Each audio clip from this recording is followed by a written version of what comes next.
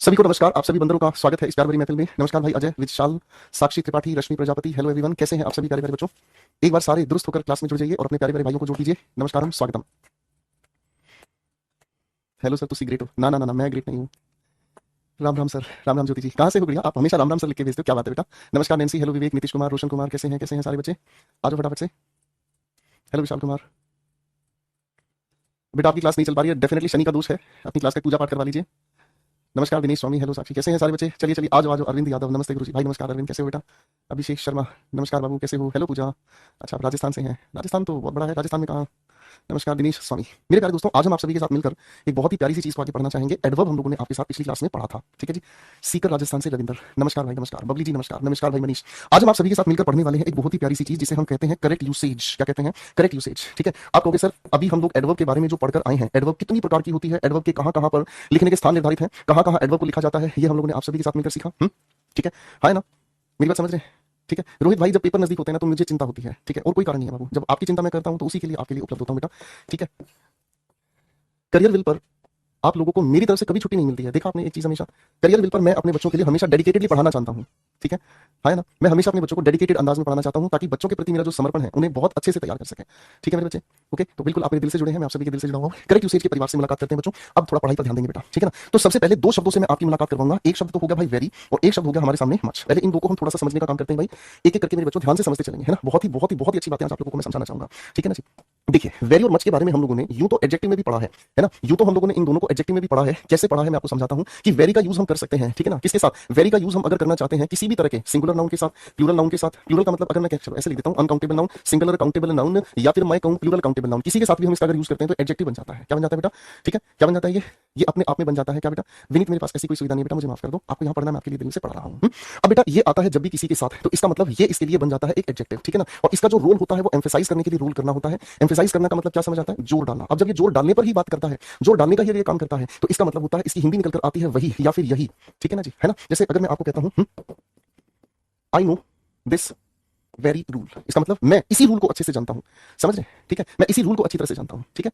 ठीक, विशाल भाई बिल्कुल पढ़ सकते हैं आप, इस किताब से पढ़ सकते हैं, बिल्कुल पढ़ सकते हैं बेटा, ठीक है फाइन। अब हमें समझना है इस मच के बारे में। तो मच का जो प्रयोग होता है ना बेटे, मच का जो प्रयोग होता है वो हम यूज करते हैं सिर्फ और सिर्फ अनकाउंटेबल नाउन के पहले, तो इसी की वजह से ये भी एडजेक्टिव की तरह यूज किया जाता है, ठीक है ना। और ये बताने की कोशिश करता है क्या? किसी भी मात्रा के बारे में, ठीक है। उदाहरण सामने आपके लिख देता हूं, आपको जल्दी समझ में आएगा। जैसे अगर मैं कहता हूं ही हैज मच पेशेंस, तो उस इंसान के पास बहुत पेशेंस है। ये तो पहला फर्क है जो आप लोगों के पेपर में काम आता है, ठीक है जी, करेक्ट है।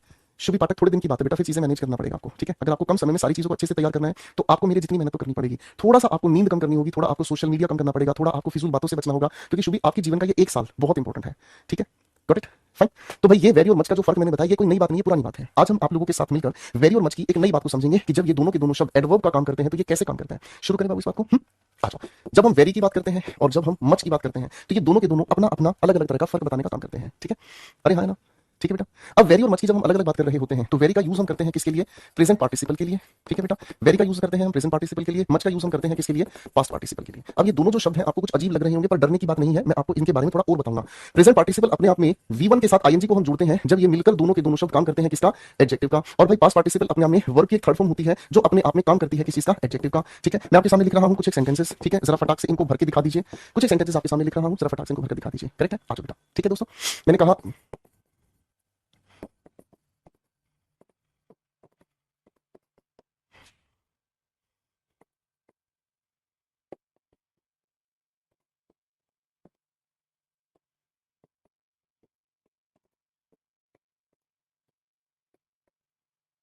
डिक्लेयर लिखा है बेटा यहाँ पर। डिक्लेयर का मतलब होता है जिसकी घोषणा की गई है, ठीक है, करेक्ट है बेटा, फाइन।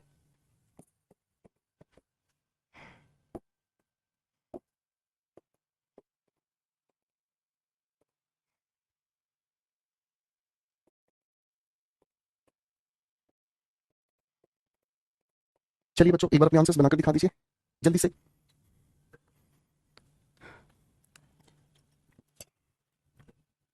आप में कुछ तो खास अलग बात होगी तभी तो आप मेहनत कर रहे हैं, है ना बच्चों। आप में कुछ तो अलग से होगा जो आप मेहनत कर रहे हो, वरना शुभी पाठक बाबू बहुत सारे ऐसे भी तो बच्चे हैं जो हो सकता है 12th के बाद पढ़ाई छोड़ देते हैं, ग्रेजुएशन के बाद पढ़ाई छोड़ देते हैं। अगर उनको कहना कि गवर्नमेंट जॉब की तैयारी कर लो तो शुभी बेटा वो तैयारी छोड़ देते हैं, कहते हैं अपने बस का नहीं है, इतनी पढ़ाई कर ली, बाकी क्या पढ़ाई करेंगे। लेकिन आप में कुछ तो ऐसी अच्छी बात है, कुछ तो भगवान ने आप में ऐसा स्पेशल दिया है कि आप अभी भी मेहनत कर रहे हैं। तो बस एक साल और ठीक है, थोड़े दिन और मेरे साथ मिलकर मेहनत कर लो, मैं वायदा करता हूँ आप बहुत अच्छे लेवल पर पहुंच जाओगे। और जिस दिन आप सिलेक्शन लोगे, आप मुझसे मिलने आओगे, मेरे साथ चाय पियोगे, उस दिन आप मेरे को इस बात का एहसास कराओगे कि सर हम भले ही थक गए थे लेकिन आपने हमें थकने नहीं दिया, आपने हमारा हाथ पकड़े रखा और आप हमें आगे बढ़ाते ही रहे और आज आपने हमें एक इतना अच्छा अधिकारी बना दिया। ठीक है, नेगेटिव नहीं सोचना, अच्छा सोचा करें। ठीक है बच्चे। Kiran is interested in this job, तो सर पास्ट पार्टिसिपल होने की वजह से हमने मच लगा दिया, ये एडजेक्टिव है बेटा, याद रखिएगा। Mohan is blank daring in his group, बहुत हिम्मत दिखाता है, तो इसी की वजह से आपने क्या कह दिया, वेरी। सर यहाँ पर हमारे सामने रिजल्ट नाउन है, से पहले ये थर्ड फॉर्म एडजेक्टिव है, कौन सा रिजल्ट आप कहेंगे, अवेटेड, और अवेटेड पास्ट पार्टिसिपल होने की वजह से क्या कहेंगे, मच कह देंगे। Raj is blank amusing in my family, Raj है कैसा मेरी फैमिली में, बहुत अम्यूजिंग, मस्ती काटता रहता है, आपने वेरी चिपका दिया। I found the offer blank exciting, मुझे ये ऑफर कैसा फील हुआ, एक्साइटिंग फील हुआ, एडजेक्टिव से पहले क्या लिखेंगे आप, वेरी लिख देंगे। ठीक है, ये तो बिल्कुल बेसिक है हमारे सामने, है ना। ठीक है, ये तो बिल्कुल बेसिक नियम हो गया हमारे सामने, कोई दिक्कत तो नहीं है ना। अब दोस्तों थोड़ा सा आगे चलते हैं, ये अब मैं आपको एक बहुत प्यारी बात बताने की कोशिश करूंगा। ठीक है ना, हम वेरी और मच का पहला बेसिक नियम समझ गए, अब यहाँ का एक एक्सेप्शन है, यहाँ का एक एक्सेप्शन क्या है बेटा, यही लिख देता हूं आप लोगों के लिए ना। देखो ध्यान से समझने की कोशिश करना, वेरी के साथ हम थर्ड फॉर्म ऑफ वाला कोई भी एडजेक्टिव यूज कर सकते हैं। आप कहोगे हैं ऐसा कैसे सर जी, मैं कहूंगा हाँ बेटा हम बिल्कुल यूज कर सकते हैं। कैसे यूज कर सकते हैं, जब हम वेरी के साथ कोई भी पास्ट पार्टिसिपल यूज कर रहे हैं, वेरी के साथ जब कोई भी हम पास्ट पार्टिसिपल यूज कर रहे हैं, तो ये भी अपने आप में केवल तब सही होता है जब हम किसी की अवस्था बताने की कोशिश करते हैं। अवस्था का मतलब क्या होता है अंग्रेजी में, आप कहोगे स्टेट। ठीक है ना, यानी कि किसी की अवस्था है, यानी कि जिसमें परिवर्तन नहीं दिखाया जा सकता। उदाहरण के लिए अगर मैं कहूं वेरी सेटिस्फाइड, इसका मतलब पूरी तरह संतुष्ट, सेटिस्फाइड पूरी तरह संतुष्ट। ठीक है ना, जैसे आपके बहुत सारे ऐसे दोस्त हैं जो पूरी तरह संतुष्ट होते हैं, है ना, जीवन में उनको कुछ चाहिए नहीं, क्योंकि माँ बाप का कमाया हुआ पैसा है, माँ बाप का एक बड़ा घर है, लेकिन आपने देखो ना कितनी मेहनत करके अपने बलबूते पर अपने आप को सिद्ध करने के लिए लगे पड़े हैं। आपके सामने तो सिर झुकता है भाई मेरा, क्योंकि मेहनत करने वाला इंसान इस दुनिया में क्या नहीं पा सकता, है ना बच्चों। चलो बेटा, मैं अगर कहूं वेरी टायर्ड, है ना, सुबह से शाम तक मेरे बच्चे पढ़कर थक जाते हैं, सुबह से शाम तक मेरे बच्चे पढ़कर थक जाते हैं, वेरी टायर्ड, अवस्था क्या है, थक गए सर, अब हिम्मत नहीं है पढ़ने की, है ना। ठीक है, वेरी के साथ अगर मैं कहने की कहूं क्या चीज, एक्साइटेड, है ना, किसी की क्या है, अवस्था है, उत्तेजित रहता है, अरे हाँ है ना। मैं अगर कहने की कोशिश करूं तो क्या है, वेरी कंफ्यूज, इसका मतलब क्या हुआ, यानी कि पूरी तरह उसकी अवस्था है, इसमें कोई एक्टिविटी नहीं होती है। ठीक है बेटा, तो ये कुछ एक एग्जांपल्स है जो पेपर में आपके एक्सेप्शन के नाम से देखने को मिल जाते हैं। ठीक है, एक बार इन्हीं जो मैंने सामने एग्जांपल्स आपके सामने लिखे हैं, इनको आप लिख लो, इनको आप लिख लो। वेरी प्लीज्ड, वेरी ड्रंक, अवस्था है, किसने खूब छक्के दारू पी रखी है भाई साहब, समझ रहे, करेक्ट है ना। ठीक है दीपक बेटा, सिलेबस खत्म होने के बाद सिर्फ रिवीजन करनी है, इंग्लिश एक्यूमेंट से प्रैक्टिस करनी है, इंग्लिश एक्यूमेंट की थ्योरी देखने की जरूरत नहीं है, जो आपको क्वेश्चंस दिए ना बस क्वेश्चंस पर काम करना और कुछ नहीं बेटा। वेरी और मच का पहला डिफरेंस समझ आ गया बेटा सभी बच्चों को। अब यहां से लेके चलता हूं दूसरे डिफरेंस की तरफ, अब धीरे धीरे पढ़ने पर सीरियस होते चलेंगे मेरे बच्चे। चलो बेटा, वेरी और मच का एक और डिफरेंस हमसे पूछा जाता है, क्या पूछा जाता है, वेरी को हम यूज करते हैं मेरे बच्चों पॉजिटिव डिग्री के साथ, किसके साथ, मैंने आपको कहा पॉजिटिव डिग्री के साथ, और पॉजिटिव डिग्री किसकी भाई, एडजेक्टिव या एडवर्ब की, जबकि मच को हम यूज करते हैं किसके साथ, कंपैरेटिव डिग्री के साथ। कुछ एक सवाल आपके सामने पेश है मेरे भाइयों, कुछ एक सवाल आप सभी के सामने पेश है, आंसर्स बनाकर दिखाएंगे।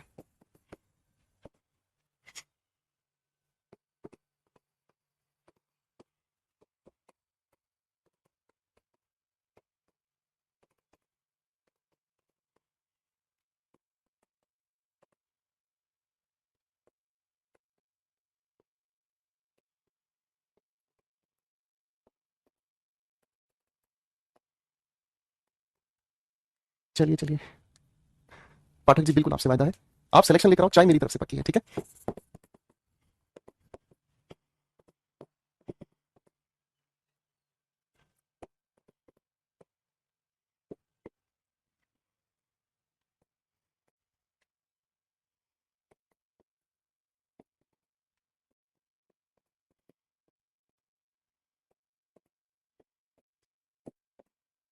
बेटा जी 5 सवाल दिए हैं, चलो बनाकर दिखा दीजिए। शाबाश रश्मि, अरमान, पूजा, अरविंद यादव, बहुत बढ़िया।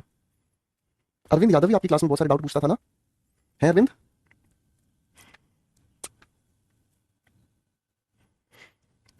चलिए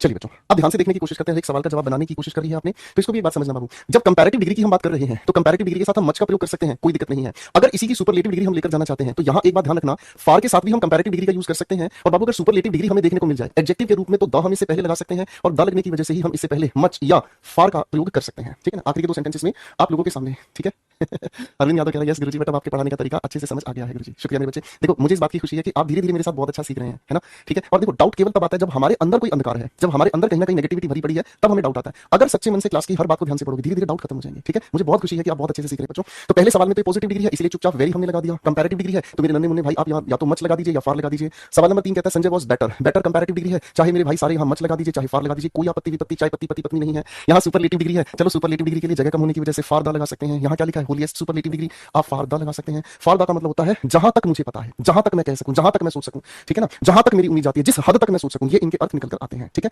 हाँ कि ना। अब दोस्तों यहीं पर थोड़े से ना नए आपको नियम समझने होंगे। क्या नियम है, देखो कंपैरेटिव डिग्री के साथ, थोड़ा दूर लिखता हूं, कंपैरेटिव डिग्री के साथ मेरे बच्चों आप लोगों ने मच का प्रयोग किया, तो आप कंपैरेटिव डिग्री के साथ मच का ही नहीं थोड़ा और ज्यादा इसी चीज को इंटेंसिफाई करने के लिए वेरी मच का भी प्रयोग कर सकते हैं। इसी के सामने उदाहरण लिख रहा हूं, परेशान नहीं होना बिल्कुल भी। ठीक है ना, जैसे अगर मैं कहूं he is very much, he is very much taller than Neelu, ठीक है ना जी, बात समझ रहे हैं? He is very much taller than Neelu, यानी कि जितना है उससे भी ज्यादा मतलब हमने आज तक नहीं देखा है, ठीक है भाई, हाँ कि ना। अब बच्चों इस वेरी और मच का एक और जगह प्रयोग होता है, कैसे प्रयोग होता है? मैं आपके सामने 3 वाक्य लिखूंगा, उसके बाद उसका नियम लिखूंगा। 3 वाक्य लिख रहा हूं, ध्यान से देखने की कोशिश करना।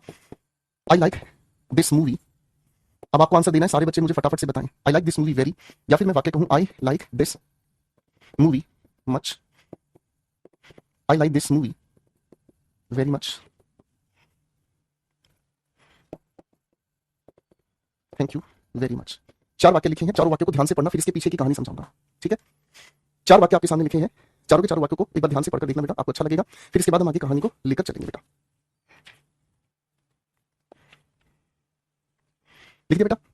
देखो अब इसके पीछे के नियम को ध्यान से समझना। किसी भी लिखे हुए वाक्य के अंत में अगर मेरे सामने कोई वर्ब लिखी हुई है तो इसके बाद अगर ऑब्जेक्ट लिखा हुआ है तो ठीक है, इसके होने या ना होने से फर्क नहीं पड़ता। आपको ये बात बहुत अच्छे से समझनी है, किसी भी लिखे हुए वाक्य के अंत में हम खाली इस लिखे हुए वेरी का प्रयोग नहीं कर सकते। खाली एक अकेले मच का आप प्रयोग करना चाहो कर सकते हो, वेरी और मच का दोनों का एक साथ आप चाहो प्रयोग करना बिल्कुल कर सकते हो, कोई भी दिक्कत नहीं है। अब आप कहोगे सर फिर ऐसे कैसे संभव है, ऐसे कैसे संभव है? तो मेरे बच्चे मैं आपको एक बात बताऊं, बड़े प्यार से इसको समझने की कोशिश करना। वाक्य के अंत में आया ये जो मच है किसको क्वालिफाई कर रहा है? आप कहोगे सर इस वर्ब को क्वालिफाई कर रहा है। यहां पर ये जो आया मच किसको क्वालिफाई कर रहा है? इस वर्ब को क्वालिफाई कर रहा है। फिर से समझना, वेरी क्वालिफाई मच को कर रहा है, मच किसको क्वालिफाई कर रहा है? इस वर्ब को। अगर यही बात मैं फिर से यहां भी बता दूं आपको तो कहोगे अब आपकी बात गुरुदेव अच्छे से समझ आ गई, ठीक है विपिन राणा भाई, अच्छे से समझ आ गई है ना। यहां पर मैंने आपको बताया मच किसके लिए यूज हुआ? कंपैरेटिव डिग्री के लिए। यहां पर मैंने आपको बताया मच की जगह फार का भी आप प्रयोग कर सकते हैं। मच का प्रयोग आप सुपरलेटिव डिग्री से पहले भी यूज कर सकते हैं, है ना।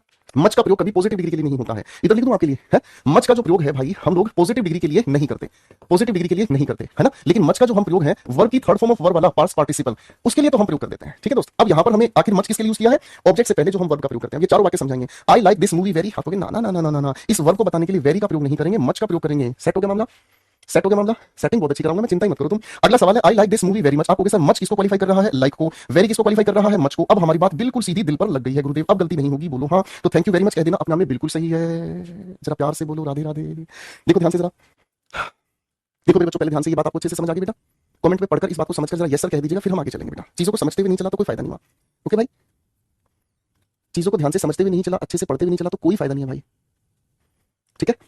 बहुत बढ़िया गुरुजी, बहुत सुपर बुक है इंग्लिश अकीमन, क्या राइटिंग की है आपकी, थैंक्स अ लॉट भाई, भगवान आपका शुक्रिया। फुरकन भाई समझ आ गया बेटा? आगे चले बेटा, चलो। तो वेरी और मच की लड़ाई हम लोगों ने अच्छे से समझ ली है। अब इसी का एक बिगड़ा हुआ भाई हमें समझना है, और वो बिगड़ा हुआ भाई हमारे सामने कुछ अलग अलग रूप में आता है बेटा। 3 शब्द मैं आपके सामने लिख रहा हूं, आजकल तो पेपर का फेवरेट बना हुआ है ये शब्द। तीनों शब्द आपके सामने लिखे, तीनों को ध्यान से पढ़कर देखो, ठीक है। पेपर का फेवरेट बना हुआ है ये, पता ही नहीं क्यों, है ना। ये सोचता है पेपर वाला कि हमारे बच्चों को कुछ नहीं आता, उन्हें थोड़ी पता है। पेपर से बाहर गोपाल वर्मा भी बैठा है जो बच्चों का इंग्लिश का डर निकाल देता है कि नहीं। आए हाय आज तो मोहब्बत हो गई। क्विट अपने आप में एक वर्ब है जिसका मतलब होता है टू अबैंडन, यानी कि किसी चीज को छोड़ देना, या फिर जिसको हम कहते हैं त्याग देना, ठीक है ना। त्यागना, लो भाई लिख देता हूं, त्यागना, इसी को हम अगर कहें तो छोड़ देना, इसका अर्थ होता है बेटा, ठीक है ना, है ना। जैसे आप अगर अपने किसी दोस्त के लिए एक इंपैरेटिव सेंटेंस बोलते हैं, क्विट स्मोकिंग, भाई साहब धूम्रपान करना छोड़ दो, ठीक है ना, है ना। कोई भी चीज को आप जिसको त्याग देते हैं, छोड़ देते हैं, तो ये एक वर्ब होती है भाई, ठीक है बेटा। अब दूसरी बात हमारे सामने है क्वाइट, स्पेलिंग का ध्यान रखेंगे बेटा, QUIET। ये अपने आप में एक एडजेक्टिव है जिसका मतलब होता है क्या चीज? शांत, ठीक है ना, है कि नहीं। अगर हम इसके लिए सिनोनिम तैयार करें तो काम, ठीक है ना। वाक्य भी बना दूं आपके लिए, एक इंपैरेटिव सेंटेंस आपके लिए मैंने लिखा कीप क्वाइट, इसका हिंदी में क्या अर्थ होगा? शांत हो जाओ, ठीक है जी, करेक्ट है, शांत हो जाओ, फाइन। सर वोकैब कहां से याद करें या पढ़ाएंगे बेटा? वोकैबलरी के लिए आपको पहले कनाडा जाना पड़ेगा, कनाडा रहो कम से कम 5-6 महीने, उसके बाद आप चले जाना क्या नाम है, बांग्लादेश, ठीक है। 2-3 साल वहां रहो, उसके बाद फिर वापस इंडिया आना, तब आपको कोई ना कोई स्टूडेंट बता देगा जिसका सिलेक्शन हो चुका होगा कि वोकैब सिलेक्शन बैच से ही आपको वोकैब पढ़नी है, ठीक है। तो आप ये काम कर लो, ठीक है विश्वजीत, हाँ 5-6 साल बेटा लगाओ। और बेटा हर रोज एक ही बात का जवाब देना, आपको बहुत अच्छा लगता होगा सुनना, मुझे बड़ा भारी लगता है बेटा। इस क्वाइट को अगर हम ध्यान से देखें तो इसका मतलब होता है एडवर्ब। ये क्या है अपने आप में? Adverb.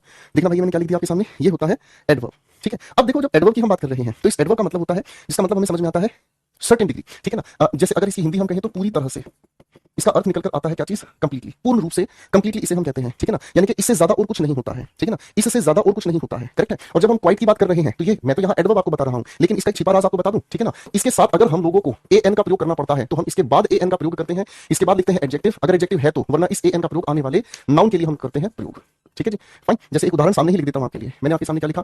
Quite an important class, class के लिए क्या यूज किया? एन। ये क्लास को क्वालिफाई करने वाला क्या हो गया? एडजेक्टिव, ठीक है। इस एडजेक्टिव के लिए ये क्या हो गई? क्वाइट, ठीक है ना, ओके बेटा। दीपक जैसे ही आएगी मैं आपको बता दूंगा, आप परेशान क्यों होते हो किसी चीज को लेकर? जैसे ही कोई भी कंटेंट हमारे सामने आता है हम आपको बता देंगे। बाकी इंग्लिश एक्टिव में सारा प्रीवियस ईयर क्वेश्चन आपको दिया गया है, ठीक है ना। जो टीसीएस के और जो पहले के बहुत बेहतरीन सवाल है ना, वो हमने उसमें पहले से ही दिए हुए हैं, ठीक है ना। तो इंग्लिश के लिए कोई पीवाईक्यू अलग से लेने की आपको जरूरत नहीं है दीपक भाई, ठीक है। तो ये वाली बात आपको अच्छे से समझ आ गई बेटा? पहले ये बताओ जरा, ठीक है, है जी, करेक्ट है, याद रखोगे इस बात को, ठीक है। अगर इसी का एक और अर्थ हम समझने की कोशिश करें, इसी का एक और अर्थ हम समझने की कोशिश करें, तो इसका एक और अर्थ हमें समझ आता है एक्सेप्शनली, यानी कि जिसके जैसा कोई अन्य ना हो, एक्सेप्शनली। याद रखिएगा, क्वाइट के साथ हम सेंटेंस जब भी बनाते हैं तो इसके साथ नोट का प्रयोग नहीं करते, ठीक है, नोट का प्रयोग नहीं करते, ठीक है ना, क्योंकि ये अपने आप में सेंटेंस के नेगेटिव ढांचे में नहीं आता है, ठीक है ना। और जब हम इसको कंप्लीटली की तरह से समझने का काम करते हैं तो सर इसके साथ हम कभी भी क्वाइट के साथ एक और सुपरफ्लोस याद कीजिएगा, हम ऑलमोस्ट का, ठीक है ना जी, हम कभी भी प्रयोग नहीं करते। ऑलमोस्ट की अगर मैं बात हटा भी दूं और मैं आपको कहूं कि टुगेदर का भी प्रयोग, आप कहेंगे सर बिल्कुल भी नहीं करेंगे, आपने बता दिया है, हमारी आंखें अच्छे से खुल दी हैं। अब मैं आपके सामने कुछ एक सेंटेंस लिख रहा हूं कॉन्सेप्ट समझाने के लिए, ठीक है ना। आप कहेंगे सर कंप्लीटली के अर्थ में अगर हम समझें, जिसकी बराबरी कोई ना कर सके, जो पूरी तरह से है, इसीलिए हम इसे अधिकतर यूज करते हैं, इसीलिए हम इसे अधिकतर यूज करते हैं कौन से एडजेक्टिव्स के साथ? नॉन ग्रेडेबल एडजेक्टिव्स के साथ। किस तरह के एडजेक्टिव्स के साथ? नॉन ग्रेडेबल एडजेक्टिव के साथ। अब आप मुझे बताएंगे बाबू नॉन ग्रेडेबल एडजेक्टिव किसे कहते हैं? आप मुझे बताएंगे नॉन ग्रेडेबल एडजेक्टिव किसे कहते हैं? बहुत हो गई बाकी बारी, बताओ जरा बेटा, नॉन ग्रेडेबल एडजेक्टिव किसे कहते हैं? बताओ। हाँ, आर्टिकल अगर एन के अलावा द भी लगाना है तो द भी लग सकता है भाई, क्या दिक्कत है? ए एन के साथ आप, चलो मैं द लिख देता हूँ वरना आप नाराज हो जाओगे, है ना। आप ए लगाओ, एन लगाओ, द लगाओ, जो मर्जी है वो लगाओ, ठीक है ना जी, इससे क्या फर्क पड़ता है यार? बताओ बताओ, नॉन ग्रेडेबल एडजेक्टिव किसे कहते हैं बेटा, हमें पता तो चले। शाबाश।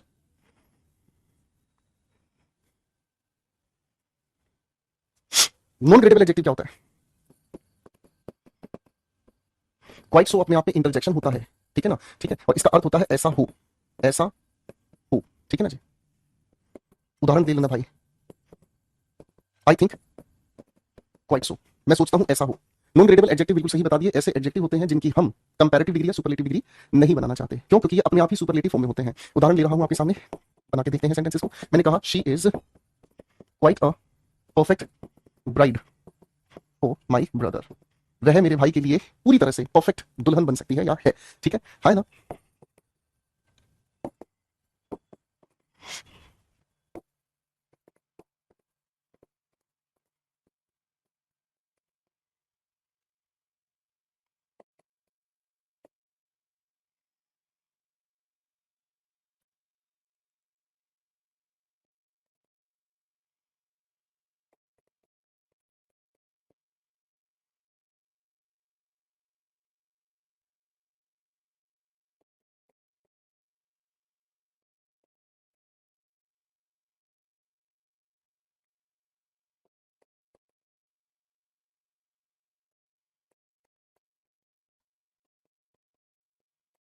चार सेंटेंसेस लिखे हैं बाबू आपके लिए, थोड़ा सा बनाकर दिखाएं। अमन ने लिखा है ऐसा एडजेक्टिव जिसका फर्स्ट फॉर्म का सेकंड या थर्ड फॉर्म ना बने। बेटा एडजेक्टिव की कोई सेकंड थर्ड फॉर्म नहीं होती, एडजेक्टिव का कंपैरेटिव सुपरलेटिव बनता है, ठीक है। और जिसका आप कंपैरेटिव सुपरलेटिव नहीं बनाते वो डिग्रीज ऑफ कंपैरिजन कहलाते हैं बेटा। फर्स्ट फॉर्म सेकंड फॉर्म तो आप समझिएगा कि फर्स्ट फॉर्म सेकंड फॉर्म अपने आप में वर्ब की फॉर्म्स होती हैं।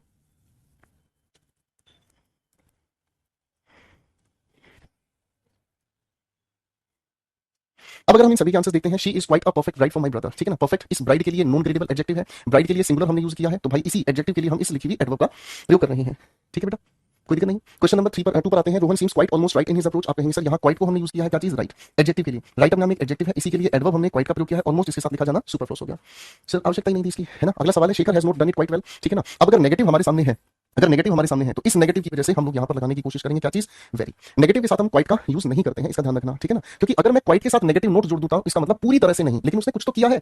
अगर आप कहते हैं कि उसने पूरी तरह से नहीं किया है तो फिर सर वेल लिखने का कोई सेंस नहीं बनता। वेल अपने आप में यहाँ पर क्या है? एडजेक्टिव है, इसको एडवर्ब क्वालिफाई करेगी। नॉट और क्वाइट दोनों मिलकर वेरी की तरफ इसको लेकर जाएंगे, ठीक है बेटा, करेक्ट होगी बात।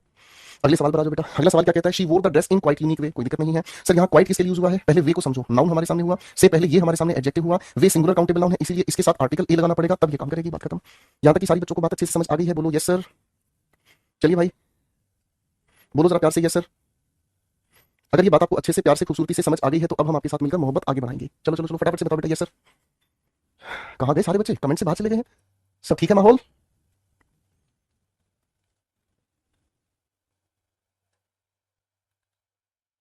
शाबाश। चलिए बच्चों सारे बच्चे एक बार फटाफट से जुड़ जाओ बेटा।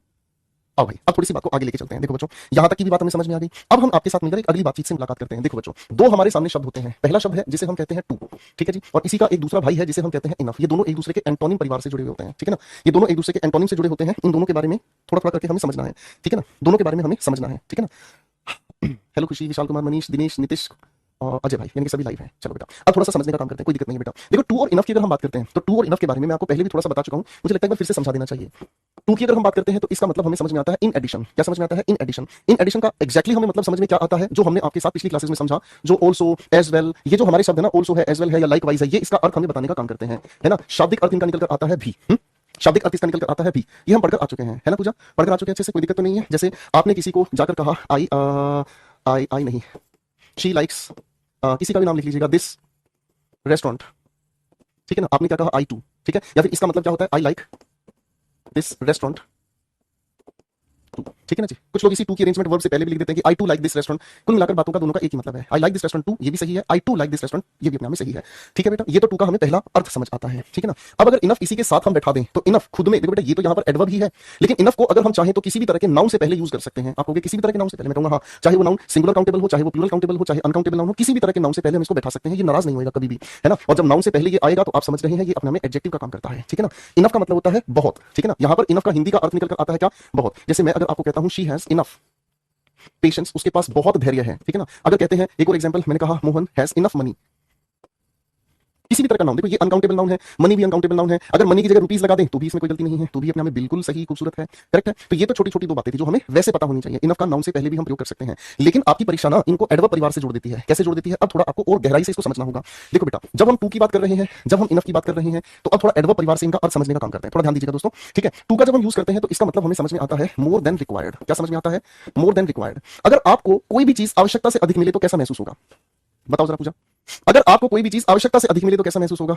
आपको आइसक्रीम पसंद है, आइसक्रीम पसंद है, सुबह आइसक्रीम, दोपहर आइसक्रीम, शाम को आइसक्रीम, रात को सोने से पहले आइसक्रीम। अगर मान लो रात को सोते सोते आंख खुल गई फिर भी आपके मुंह में आइसक्रीम ठूस दी जाए तो आप ऐसे मर जाएंगे। कैसी बात कर रहे हो? अगर कोई चीज जरूरत से ज्यादा हो जाए तो उसके लिए हमारा व्यवहार हमेशा कैसा बन जाता है? नेगेटिव बन जाता है। जब हम इस टू की अरेंजमेंट पर बात कर रहे होते हैं तो टू हमेशा हम कहां पर लिखते हैं? एडजेक्टिव से पहले। अब आप कहोगे सर जब ये नेगेटिव हो गया तो एडजेक्टिव कैसा होना चाहिए? मैं कहूंगा एडजेक्टिव भी हमें ऐसा चाहिए जो नेगेटिव सेंस वाला एडजेक्टिव हो। मैंने क्या कहा? नेगेटिव सेंस वाला एडजेक्टिव हो। अब आप कहोगे सर जी नेगेटिव सेंस वाला एडजेक्टिव का मतलब क्या हुआ? एक ऐसा एडजेक्टिव जो अनप्लीजेंट फीलिंग को समझाता है। मैंने क्या कहा? अनप्लीजेंट क्वालिटी को समझाता है। एक ऐसा गुण जो अनप्लीजेंट है, जिसको देखकर अच्छा फील नहीं होता, जिसे देखकर अच्छा फील नहीं होता, है ना। अनप्लीजेंट की जगह आप इसी को अनफेवरेबल भी कह सकते हैं। क्या कह सकते हैं? अनफेवरेबल, जो जिसका फेवर नहीं करना चाहोगे, ऐसा थोड़ी होता है, अनफेवरेबल भी इसे कहते हैं।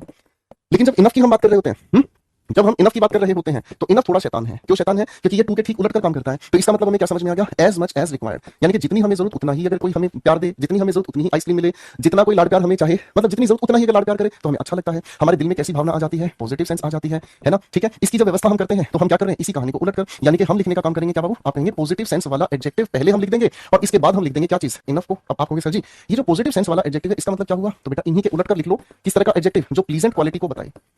जो किसको बताए? आप कहोगे सर जी जो फेवरेबल एडजेक्टिव को हमें बताए या फेवरेबल क्वालिटी को बताए। फेवरेबल का मतलब जो हमें अच्छा लगे। अरे हाँ ना, मेरी बात समझ में आ रही है? ठीक है। एक भाई ने एक लाइन लिखी है, अगर आप कहो तो पढ़कर सुना दूं, लेकिन ये दोबारा मत करना मनीष, ठीक है।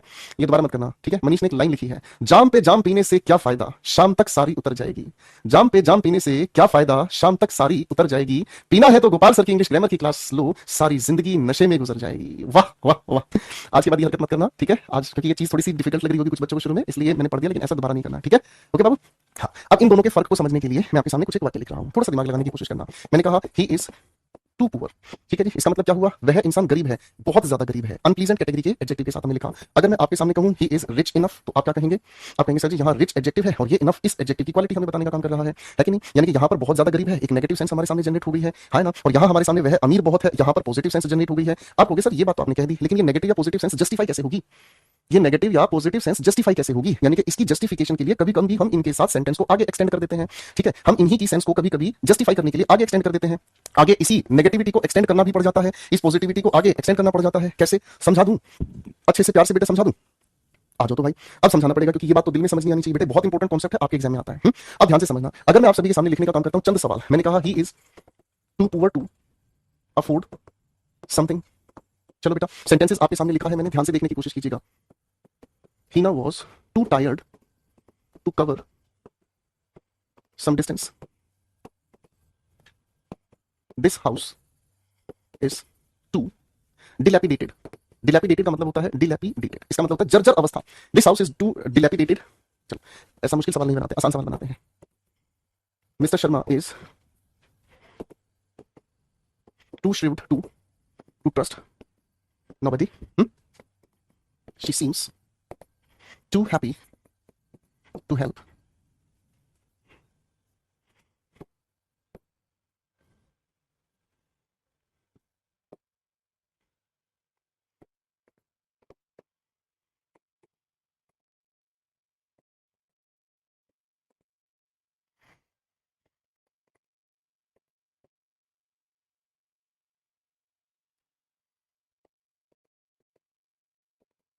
इन सभी लिखे हुए सेंटेंसेस को एक बार पढ़कर देखो बेटा, इन सभी लिखे हुए सेंटेंसेस को एक बार पढ़कर देखो बेटा।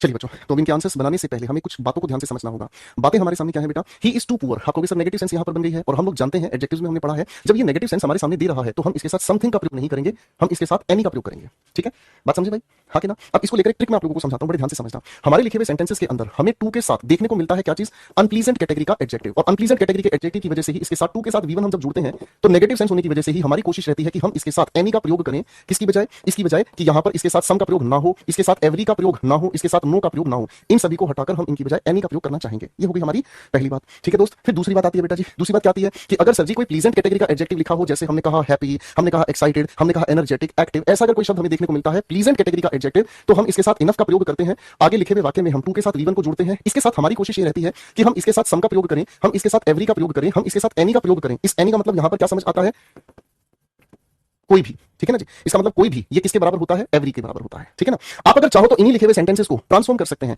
आप अगर चाहो तो इन्हीं लिखे हुए सेंटेंसेस को बाबू क्या कर सकते हैं, ट्रांसफॉर्म भी कर सकते हैं। ट्रांसफॉर्म का मतलब क्या होता है, ट्रांसफॉर्म का मतलब होता है जिसमें आप लिखे हुए वाक्य का ढांचा बदल देते हैं लेकिन उसका अर्थ नहीं बदलता। मैंने क्या कहा, लिखे हुए वाक्य का ढांचा बदल सकते हैं लेकिन अर्थ नहीं बदलता। अब इसके ढांचे को कैसे बदल सकते हैं आप सभी लोग, देखिए यहां पर टू या इनफ को हटाकर, मैंने क्या कहा, इस टू या इनफ को हटाकर इसकी जगह किसी भी लिखे हुए सेंटेंस में हम सब्जेक्ट वर्ब जो भी हमें लिखनी है नहीं फर्क पड़ता। ठीक है ना? टू या इनफ को हटाकर हम लिखने का काम करेंगे क्या चीज, सो के बाद हम क्या लिखने का काम करेंगे, एडजेक्टिव। डिपेंड करता है यहाँ लिंकिंग वर्ब हो, अगर एक्शन वर्ब है तो एडजेक्टिव की जगह हम यहाँ एडवर्ब लिख देंगे, कोई दिक्कत नहीं। अब मेरे बच्चों, इस सो के साथ पेयर बनाने के लिए इस टू प्लस वी वन को हटाकर इसकी जगह हम कंजंक्शन लगाएंगे, क्या चीज, दैट लगाएंगे। जो सब्जेक्ट हमारे पास यहाँ है उसी सब्जेक्ट को हम फिर से यहाँ पर लिखने का काम करेंगे। ठीक है बेटा, है ना?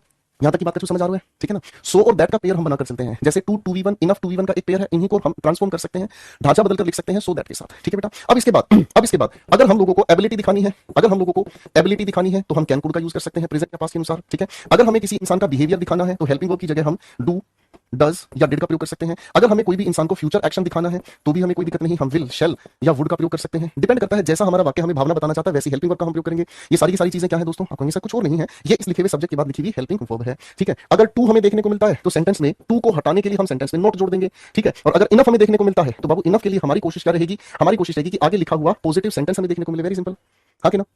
यहां तक की बात कुछ समझ आ रही है आप लोगों को, हाँ या ना में मुझे जवाब दीजिएगा। ठीक है? एक सवाल देता हूं आपके लिए, ठीक है ना? एक छोटा सा सवाल आपके लिए देता हूं। मैंने कहा तनु इज टू पुअर, चलो सवाल बदल देता हूं ना। ठीक है, एक सवाल बदल देता हूं। मैंने कहा Tanu is too angry to welcome some guest. चलो बेटा, इस सेंटेंस को ठीक करके दिखाओ और फिर इसकी ट्रांसफॉर्मेशन भी बना के दिखाओ, कोशिश करो बेटा।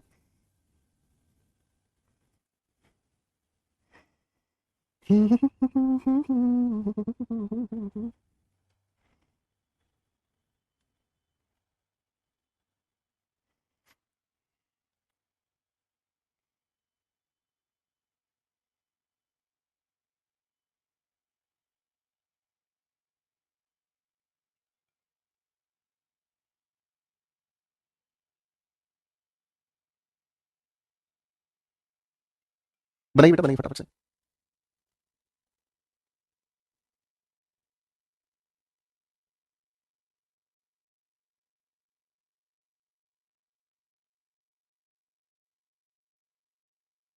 आओ बेटा, अब इस लिखे हुए सवाल को अगर आप ठीक करने की कोशिश करेंगे तो देखो बाबू, पहले आपने क्या लिखा है, आप कहेंगे सर ये तो अनप्लीजेंट है, गुस्सा होना अनप्लीजेंट होता है, टू के साथ हमने लिखा है, नेगेटिव होने की वजह से हमारी कोशिश है हम पहले यहां पर लिखेंगे। अब आप चाहो तो इसी लिखे हुए सेंटेंस को दोबारा से लिख सकते हैं, इसी की ट्रांसफॉर्मेशन बनाकर क्या लिख सकते हैं, तनु इज, आप क्या कहेंगे, सो एंग्री। अब सो के साथ हम पेयर किसका बनाकर चलते हैं, हमेशा दैट का, इसीलिए हम लिखेंगे तनु के लिए आगे एक सब्जेक्ट शी। अब देखो कोई गुस्सा होता है ना तो उसकी योग्यता की बात नहीं है, फ्यूचर एक्शन की बात नहीं है, बिहेवियर की बात होती है। प्रेजेंट होने की वजह से क्या कहेंगे, शी डज नॉट, और उसके बाद क्या कहेंगे, वेलकम, और इसी नेगेटिव की वजह से ही आगे हम लोगों ने क्या लिख दिया, एनी गेस्ट।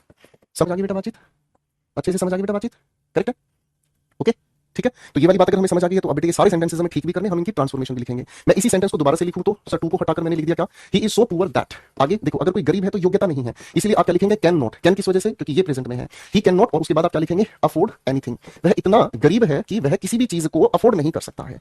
ठीक है भाई? अगले सवाल पे आ जाओ बेटा, Heena was too tired, unpleasant adjective साथ में लिखा हुआ है, तो सर सम डिस्टेंस की जगह हमें क्या लिखना होगा, एनी डिस्टेंस। ये एरर में पूछे जाते हैं सवाल। ठीक है? एरर से एक और सवाल पूछा जाता है, वो भी मैं आपको बताऊंगा। तो इसको ट्रांसफॉर्म करके लिखेंगे, हीना वाज, क्या लिखेंगे बाबू, सो टायर्ड दैट। ठीक है ना। अब कोई थका हुआ है तो उसके अंदर हिम्मत ही नहीं हो सकती, योग्यता ही नहीं रहेगी, तो आप क्या लिखेंगे, कुड। टू को हटाने के लिए नेगेटिव यहां नोट हमें लगाना पड़ेगा, ठीक है ना। और उसके बाद हम क्या लिखेंगे, कवर एनी डिस्टेंस। अब इसकी हिंदी समझा दूं आपको, दोनों वाक्य की हिंदी एक ही है, दोनों का अर्थ एक ही है। हिना इतनी थकी हुई थी कि वह कोई डिस्टेंस कवर नहीं कर सकती थी, ठीक है, समझ गए बेटा। अगले सवाल पर आ जाओ। मिस्टर शर्मा इज टू श्रीव्ड, श्रीव्ड हम कहते हैं क्लेवर को, जो कनिंग इंसान होते हैं, ठीक है ना। तो पहले इस वाक्य को ही ठीक करेंगे, इस नो को हटाकर हम क्या लिख देंगे, एनी, ठीक है। अब इसी को अगर ट्रांसफॉर्म आपको करना है तो क्या लिखोगे भाई, mister Sharma is so shrewd that he, उसका व्यवहार ऐसा हो गया है, he does not trust anybody, ठीक है। अब समझ आ रहा है अच्छे से, किसी बच्चे की कोई शिकायत तो नहीं है बेटा, ऐसी कोई बात जो आपको अच्छे से समझ नहीं आ रही हो, ठीक है ना। अब क्वेश्चन 4 में थोड़ा सा गुगली है, क्या है, आपको अरे सर जी हैप्पी तो प्लीजेंट होता है, प्लीजेंट होने की वजह से टू को हटाकर हम यहाँ क्या लिख देंगे, आप कहेंगे सर इनफ लिख देंगे, है ना। और जब ये प्लीजेंट अगर हमारे सामने हो गया है तो सर यहाँ एनीथिंग की जगह हमें क्या लिखना पड़ेगा, या तो हम एनीथिंग का मतलब कोई भी चीज वो दे सकती है, आप हो सकता है यहाँ पर एनीथिंग की जगह समथिंग लिख सकते हैं, समथिंग नहीं तो एवरीथिंग भी लिख सकते हैं, कोई फर्क नहीं पड़ता है, ठीक है।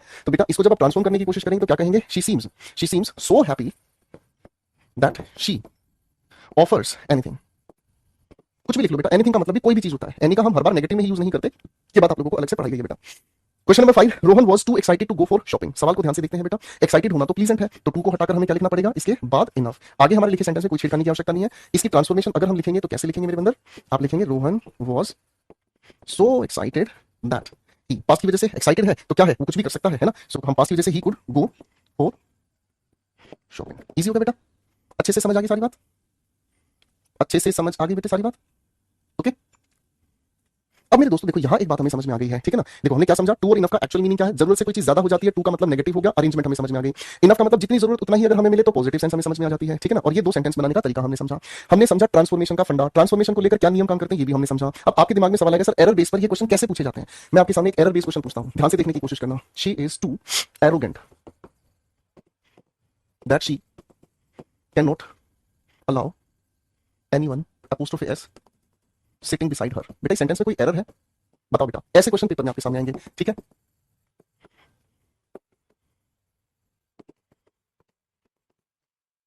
ये आप लोगों के पेपर में सेंटेंस इंप्रूवमेंट का क्वेश्चन पूछा जाता है।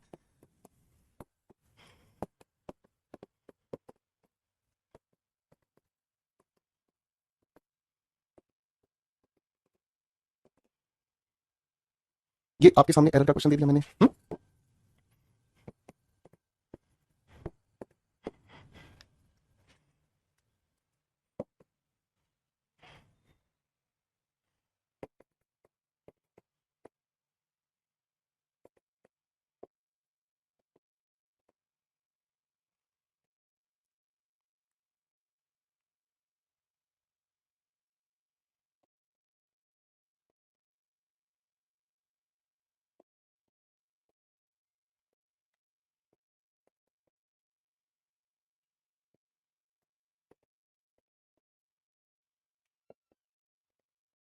लो बेटे 5 सवाल आपके सामने लिख दिए हैं, बना के दिखाओ।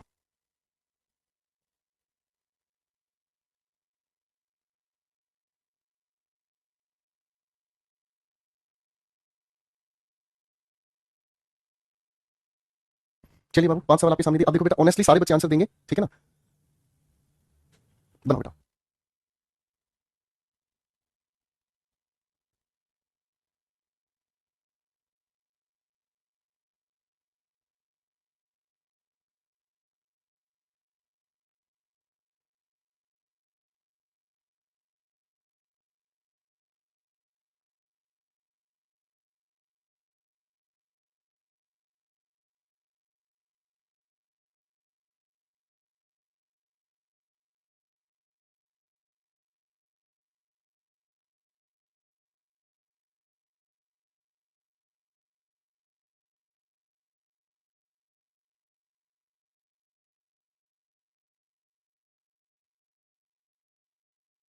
चलिए बच्चों बिल्कुल सही आंसर्स आप लोगों ने बना दिए हैं। क्वेश्चन के आंसर्स को वेरीफाई करते हैं, ठीक है। आ जाओ बेटा, सवाल नंबर 1 हमारे सामने कहता है she is too arrogant that. अब आप एक बात बहुत अच्छे से समझ गए हैं, मुझे वापस पिछले पन्ने पर जाना होगा। आप एक बात बहुत ही ज्यादा अच्छे से समझ गए हैं मेरे नन्हे मुन्ने भाइयों। और बात क्या है बेटा, आप कहोगे सर जी टू के साथ हम 2v1 का पेयर बनाते हैं, इनफ के साथ भी 2v1 का पेयर बनाते हैं, सो के साथ हम दैट का पेयर बनाते हैं। अगर हमारे सामने कोई सो के साथ 2v1 लिख दे, अगर हमारे सामने कोई 2 के साथ दैट का पेयर बना दे तो गलत हो जाएगा, ये दोनों की दोनों पेयरिंग गलत हो जाएंगी। अगर पेयरिंग गलत होगी तो फिर लड़ाई लड़ाई माफ करो, फिर तो खेला खत्म हो गया है ना भाई। तो दोस्त इसका मतलब हमें क्या समझ में आया, इसका मतलब हमें समझ में आया कि सर जी यहाँ पर हमारे सामने दैट के साथ जो सर वाक्य लिखा है, दैट के साथ जो ये वाक्य आगे का लिखा हुआ है, ये तो अपने आपने दैट का पेयर किसके साथ बनाना चाहेगा सर, टू के साथ नहीं, सो के साथ पेयर बनाना चाहेगा। तो एरर कहां पर मार्क करना है, ये आपके पेपर में क्वेश्चन पूछे जाते हैं, ठीक है ना। बस अभी 5 मिनट और पढ़ाएंगे विशाल भाई, छुट्टी कर देंगे, टेंशन बिल्कुल नहीं लेगा मेरा बच्चा, ठीक है। अब क्वेश्चन नंबर 2 को ध्यान से देखेंगे। Mohan is so aggressive in his family. अब आप लोग ये बात अच्छे से जान गए हैं, क्या जान गए हैं कि सर जी टू या इनफ के साथ ही हमारे लिखे हुए वाक्य में 2v1 यानी कि इन्फिनिटिव का पेयर हम लोगों को चाहिए, यही चाहिए ना मेरे बच्चों, है ना। और ठीक इसी तरीके से हम जब सो की बात कर रहे होते हैं तो सो के साथ हम दैट का पेयर बनाकर चलते हैं। सर जी ये भी बात हमें अच्छे से समझ में आ गई है। इसका मतलब हमें समझ में आ गया कि इनका क्रॉस नहीं होना चाहिए, टू इनफ के साथ दैट नहीं, सो के साथ इन्फिनिटिव नहीं। अरे है ना। यहां से एक बात और आपको याद रखनी है, जब सो के साथ दैट का पेयर हम बनाते हैं तो ये भी याद रखना है कि सो का इंडिपेंडेंट अगर किसी वाक्य में हमें यूज होता हुआ दिखा गया तो समझ लो भैया हम इसके इंडिपेंडेंट यूज को बिल्कुल गलत कर देंगे, ठीक है ना। अगर मेरे सामने मेरे प्यारे गुरुजी अगर ये वाक्य देखने को मिल जाए, मैं अगर कहूं he is so kind to me, तो ध्यान से इस बात की गलतफहमी को निकाल देना। यहां इस टू को ध्यान से देखेंगे ना बेटा, ये इस मी से पहले लिखी हुई कुछ और नहीं है, प्यारी सी प्रीपोजिशन है, इंफिनिटिव नहीं है कि नहीं। आप कहोगे सर सो का इंडिपेंडेंट यूज हम नहीं करेंगे, इसीलिए इसको हटाकर हम इसकी जगह क्या लगा देंगे, वेरी लगा देंगे सर जी, ठीक है बेटा, ओके, ठीक है भाई, बात समझ आ गई बेटा। अगर ये वाली बात हमें अच्छे से समझ आ गई तो फिर तो ये सारी सवाल मेरा बच्चा बना देगा। कैसे करेंगे, Mohan is so aggressive, sir aggressive से पहले इंडिपेंडेंट सो की जगह हम लगा देंगे very. She said thank you so much dear friends, ठीक है, एरर बताना है आप कहोगे सर इस लिखी हुई वर्ब के लिए हमने इस मच का प्रयोग किया, इस मच से पहले वेरी का प्रयोग हम करेंगे। तो आपके सामने अगर कोई भी इंसान, मनीष, अरविंद, पूजा, विशाल, अरमान, अगर आपके सामने कोई भी इंसान थैंक यू सो मच कहता है तो आप उसको समझा दीजिएगा, ठीक है। अरे हाँ ना, अगर कोई आपके सामने ये कहता है आई एम सो हैप्पी तो कहना नहीं नहीं सो हैप्पी तब यूज करेंगे जब आप इसके साथ आगे दैट से एक रिलेटिव क्लॉज जोड़ेंगे। अगर दैट से रिलेटिव क्लॉज नहीं है तो सो का इंडिपेंडेंट यूज नहीं होगा, बता दिया तुमको भाई। Question 4, this hotel is so expensive to accommodate. अब आप कहेंगे सर यहाँ पर अकोमोडेट इंफिनिटिव ही तो है, तो एक्सपेंसिव खर्चीला, तो ये अपने में अनप्लीजेंट है इसीलिए हम टू लिख देंगे। अरे हाँ ना, अगर यहाँ लिखा होता ब्यूटीफुल तो ब्यूटीफुल के बाद हम इनफ लिख देते। लिख दूंगी ये वाली बात आपके लिए, अगर एक्सपेंसिव की जगह हमें लिखा हुआ मिल जाता ब्यूटीफुल तो ब्यूटीफुल के साथ हम क्या लिखते, इनफ लिख देते, है ना, क्योंकि इंफिनिटिव के साथ पेयर बनाना है। अब ये वाली बात आपको पता है, अनप्लीजेंट की वजह से टू और प्लीजेंट की वजह से इनफ, अच्छे से पता है ना बच्चों, ठीक है, हाँ कि ना। अब आखिरी बात बताते हैं बेटा, फिर छुट्टी करेंगे सभी बच्चों को आज के लिए। Ronaldo is so a good footballer that everyone wants to be, ठीक है ना, इतना अच्छा फुटबॉलर है हर कोई उस जैसा बनना चाहता है। तो दैट के साथ आप लोगों के सामने लिखा है वाक्य, इस दैट के साथ पेयर सो के लिए बना हुआ है, कोई दिक्कत ही नहीं है, हाँ कि ना, करेक्ट है। ये वाक्य अपने पूरी तरह से करेक्ट है, इसमें कोई भी एरर नहीं है, इस लिखे हुए वाक्य में कोई एरर नहीं है भाई, अपनी जगह पूरी तरह से ठीक है। हाँ अगर इस सेंटेंस में हम जरूरत से ज्यादा दिमाग लगाना चाहें तो हम इसमें दिमाग लगा सकते हैं। कैसे, रोनाल्डो तो हमारे सामने सेंटेंस का सब्जेक्ट हुआ, इज एक लिंकिंग वर्ब हुई, लिंकिंग वर्ब के तुरंत बाद हम इसके इक्विवेलेंट सब्जेक्ट कॉम्प्लीमेंट को लिख देंगे। हम क्या लिख देंगे, और क्या लिख देंगे भाई, आ फुटबॉलर। ये है हमारे सामने इसका क्या बेटा, ये है हमारे सामने इसका सब्जेक्ट कॉम्प्लीमेंट, ये सब्जेक्ट है इक्वल टू ये इसका लिख दिया हमने क्या, सब्जेक्ट कॉम्प्लीमेंट, है ना। अब हम लिखेंगे सो, सो के बाद हम क्या लिखेंगे, एडजेक्टिव, एडजेक्टिव क्या हो गया, गुड, गुड क्या हो गया बेटा, एडजेक्टिव। अब इसके साथ हम पेयर बनाकर दैट के साथ ये आगे का वाक्य लिखेंगे, ठीक है ना। वैसे ये वाक्य अपने में पहले से ही ठीक है, अगर फिर भी जबरदस्ती आप इसको और ज्यादा ठीक करना चाहो तो ऐसे भी ठीक कर सकते हो, ठीक है। मुझे लगता है अब इससे ज्यादा अगर मैंने पढ़ा दिया तो ये सारे बच्चे तख्ता पलट कर देंगे और मुझे मुक्का मार के बेहोश कर देंगे, इसलिए बेटर ये है लाला गोपाल दास अपनी दुकान बंद करो और अब अपनी चुपचाप से क्लास को बंद कर दो, वरना सारे बच्चे शैतान हैं, सारे बच्चे मुझे परेशान कर देंगे, ठीक है भाई। तो चलो कथा को अब हम यहाँ पर खत्म करते हैं। एक बार सारे बंदर बंदरिया आ जाओ, सारे भाई आ जाओ फटाफट से लाइव, एक बार के लिए सारे भाई आ जाओ फटाफट से लाइव। कमेंट थोड़े स्लो चल रहे हैं, लगता है आज हमारे बच्चे आराम कर रहे हैं, कोई बात नहीं, इस उम्र में आराम करना भी चाहिए, है ना, इस उम्र में आराम करना भी चाहिए। फिर एक उम्र आएगी जब सारा आपको काम खुद करना होगा, ठीक है ना। और इस उम्र में जो बच्चा थोड़ी सी मेहनत कर लेता है वो बच्चा आगे खूब आराम करता है, ठीक है। तो बाबू यहाँ से आज आपकी कथा हम लोगों ने शुरू की है, वेरी और मच की लड़ाई हमने समझी है, ठीक है। इसके बाद भाई आराम से अच्छे सुंदर सुंदर नोट्स बनाना है, ठीक है बाबू।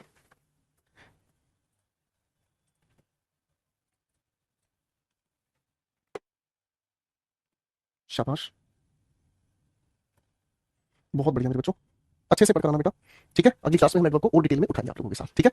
चलिए thank you so much ladies and gentleman. बेटा विशाल किसी चीज की ऐसी रिक्वेस्ट मत करो, ठीक है, मेरी टीम देखेगी उस चीज के लिए, अगर वो ठीक मानेगी तो उन चीजों पर काम करेगी, ठीक है बेटा। चलिए thank you so much, bye everyone, God bless you.